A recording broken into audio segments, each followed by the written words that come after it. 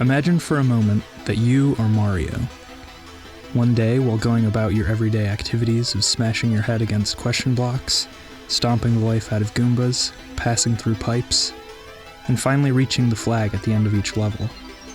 The player presses pause and gets up to take a long dump. In game world time, the wait feels like an eternity. Thus, your mustached mind begins to wander. You ask yourself, I wonder where all this came from. After asking this question, you find a million more questions popping into your head. How is it that I always know there will be a flagpole at the end of each level? I take it for granted, and it has always been there, but will it one day not be there? Also, I've never counted the amount of points I get for killing Goombas, smashing blocks, and reaching my destination. Yet there's always still a score. Who is it that's counting? And what are the odds that the screen always moves in the direction I'm supposed to be headed? If the camera were to move to the left while I move to the right, I would never be able to reach my goal. And you know what? How do I know that reaching the flagpole really is my goal, and not just some arbitrary construct my mind has imposed on mere meaningless phenomena picked up by my senses? After some time, the player returns and starts nudging you forward. But you, not knowing of the player's existence, but only sensing his controller propelling you forward, think to yourself, what is it that gives me this sensation to move forward? Why do I always submit to its every command? What if I decide to stop obeying? So you dig in the heels of your iconic light brown boots and remain in place. You sense the player pushing and pushing you forward with his joystick, but you stand your ground. A feeling of liberty overwhelms you.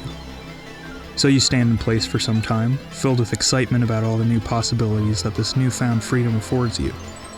You no longer have to rush through the level, blindly submitting to the urge that propels you forward. You can stop and enjoy the scenery of the flat backdrop behind you. You might even be able to befriend a Goomba instead of stomping on him. Oh, the possibilities. You feel the player tapping the A button to make you jump, but you stand your ground and remain in place. Slowly, as you resist the urges, they become easier and easier to withstand. In fact, the longer you stay put as the buttons are mashed, the less you feel the urges, until finally, after some time, you stop feeling the sensation altogether. At the end of the process, the player gives up and puts the controller down, and you are now a liberated plumber, free to plot your own course. Now enabled to go anywhere you want, you decide you're going to run to the left, a direction you've never traveled before. Nervous but full of excited energy, you turn toward the left side of the screen. You count down. 3, 2, 1, and you're off. You begin sprinting at full speed toward what lies beyond the starting point of the level. But just as soon as you begin, you crash into the left side of the screen. Well, I guess that doesn't work. Maybe there's nothing that way, you think. So you count down once again, but this time you dart off toward the other side of the screen. But on that side now, you are likewise prevented by some invisible force from breaching the barrier. Maybe, you think, the screen only moves when I am moved forward by the urge, by which you of course mean the feeling of the player controlling you with the analog stick. So you stop and try to recall the urge that had formerly propelled you forward, but you feel nothing any longer. The urge is gone. Nothing propels you anymore. The former sense of excitement that had overwhelmed you only moments ago is suddenly replaced by a sense of terror and dread. The player is dead, and you have killed him. Though of course, in reality, he has only really put down the controller because his character wasn't moving. He's gone to find a different game with a character he can actually play with. As you ponder your new reality, you begin to question whether that feeling which moved you toward your goal really ever existed in the first place. What are the odds, after all, that there is some person from another world controlling you from the outside and guiding you in the right direction? Have you ever seen this player? Heard him? Touched him? Smelled him? Sure, the screen moved in unison with your sensation to move forward. But isn't it much easier to explain that as a mere coincidence that has now ceased to occur? You know, Occam's razor and all that? Now you return to your first thought about where this whole game came from in the first place. Your initial instinct told you that there must have been a game designer. There cannot be, you thought, a level with points to reward success, special power-ups to assist me, and an end goal for me to reach, unless a developer placed them there. Right? But as you think further, it occurs to you that it may simply be the case that these are only functions that your mind has assigned to these things, which are not actually inherent in the things themselves. How do you know that points are actually rewards for success, and not just a number that arbitrarily increases with no particular purpose in mind? How do you know that special power-ups actually exist to help you, and that this function is not simply an unforeseen purpose that you have assigned to them by your own ingenuity alone?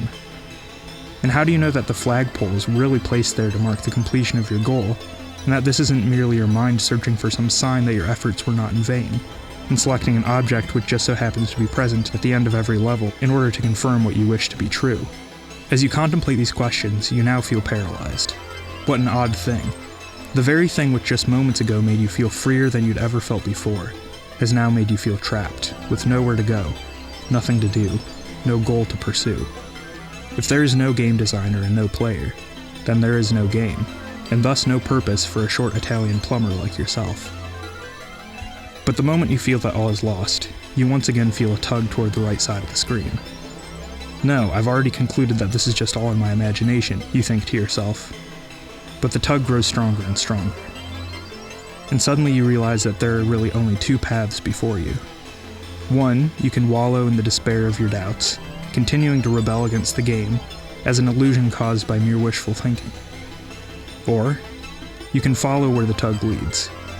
Even if there should be no player, and even if the game was not designed by anyone, has it not always worked out for you to follow the inclination of the tug? Has the screen not always moved forward, and have you not always been guided on to the next level? There is at least a practical advantage to living the illusion of a game, if it is indeed only an illusion. And it certainly beats sitting and despairing. For if the game is an illusion, what then makes the despair any more real? So you decide, if only because it is the only option that means moving forward, to follow the inner pole wherever it leads. And once again, the screen starts moving with you. And once again, you stomp away at Goombas. And once again, you reach the end of the level and slide down the flagpole to the sound of victory. Suddenly, it occurs to you what has just happened, and really what has been happening since you were first given life, in the Donkey Kong arcade game back in 1981. You've been expecting to see the player or the game developer in the same way that you see a question block or a mushroom, as if they are themselves assets in the game world. And this expectation has blinded you to the fact that you had been seeing them all along. It was only when you abandoned your assumption of the superiority of doubt, your unargued assumption that is somehow more logical, to blindly accept the most skeptical explanation of phenomena, that you are once again enabled to play the game. You see, when you begin to act as if the player truly exists, and as if you inhabit a game that was truly designed by a game developer, suddenly what had become merely pixels on a screen now once again become blocks and pipes and Goombas and fireballs and turtle shells. What sad Mario in his existential despair would call a mere collection of flashing dots, the Mario of faith recognizes as a game. You realize that you know that the player and the game designer exist, not because you see them, but because by them you see. So you find yourself back where you started, but this time re-enchanted with the game, delighting in your obedience to the player's control, since you know he leads you forward.